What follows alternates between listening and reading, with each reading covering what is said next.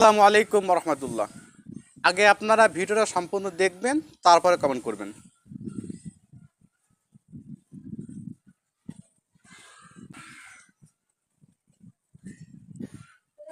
প্রিয় ভাইরা, যখন আপনারা দেখবেন এরকম কোনো আল্লাহর অলির মাজারে গিয়ে কেউ সেজদা করতেছে, মাথা নিচু করে কপাল নাক দিয়ে হাঁটু সোজা করে সেজদা করতেছে, আপনাদের কোনো কাজ নাই ওইখানে। এক নাম্বার কাজ, আগে স্যান্ডেলটা খুলবেন, খুলে বাড়ি রাখবেন। কারণ জুতা পরে মাজার যাওয়া যায় না।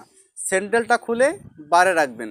রাখার পরে এমনি খালি পায়ে এসে যখন সেজদায় পড়বে কোনো মাজারের, পা দিয়ে কোমরের মধ্যে একটা এমন লাথি দিবেন, তাতে তিনটা উল্টান দিয়ে সে মাজারের থেকে প্রায় 40 হাত দূরে গিয়ে পড়ে। এই সমস্ত বেয়াদব নিকৃষ্ট উগ্রপন্থীদের জন্য সুন্নতে দুর্নাম হয়। মনে রাখবেন, যারা মাজারে সেজদা করে এরা কোনোদিন সুন্নি হইতে পারে না, আহলে সুন্নত ওয়াল জামাতের অন্তর্ভুক্ত হইতে পারে না। তাহলে কি হতে পারে? তারা যারা মাজারের মধ্যে সেজদা করে এদের বেয়াদবদের মতো, তারা শিরিক করে মুশরিক হইতে পারে, সুন্নি হইতে পারে না। ওদেরকে মুসলিম বলাও জায়েজ নাই। যারা ওদেরকে মুসলিম বলবে তারাও কাফের, যারা ওদেরকে কাফের মানবে না তারাও কাফের। ওরা পরিপূর্ণ স্পষ্ট শিরকে লিপ্ত। কোনো হক্কানি ওলি কখনো বলে না আমাকে সেজদা করো। যে হক্কানি পীর সে একটাই দাওয়াত দিবে, আল্লাহকে সেজদা করো, আল্লাহকে মানো, তাওহীদ মানো, রিসালাত মানো, রসুলের শান মানো, রসুলের মান মানো, ইসলাম মানো, শরীয়ত মানো। কখনো আমাকে সেজদা করো এই কথা কেউ বলবে না।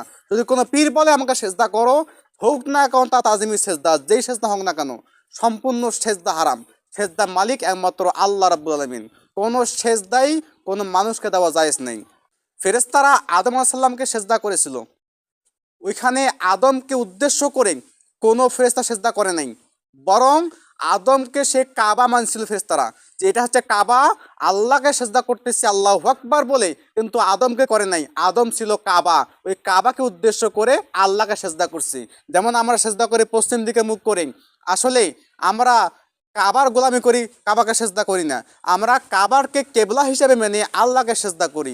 মনে রাখবেন, সেজদা পাওয়ার মালিক একমাত্র আল্লাহ, কখনো কোনো পীর সাহেব নয়, কোনো মানুষ নয়, কোনো নবী রাসূল নয়, কোনো ফেরেশতা নয়, কোনো সৃষ্টিকুল নয়। একমাত্র স্রষ্টা আল্লাহই হচ্ছে সেজদা পাওয়ার মালিক। এই সমস্ত বেয়াদবদের জন্য আমাদের দুর্নাম হয়, সুন্নিয়তের দুর্নাম হয়। তো আমি সুন্নিদের বিপক্ষেও যারা ভুল ধরে বেড়ান তাদেরকে বলতে চাই এই কথা, ভাই, যদি আপনারা কোনো মাজারের মধ্যে দেখেন সেজদা করা হচ্ছে, আপনারা ডাইরেক্ট আমার কথা মতো লাথি দিবেন বা বাইর করে দিবেন। ওদেরকে মুসলিমও বলবেন না, কারণ আমরা তাদেরকে মুসলিম বলি না। কিন্তু ভাই, ওদের জন্য আমরা মাজারে গিয়ে জিয়ারত করি, আপনারা জিয়ারতকে হারাম করতেছেন।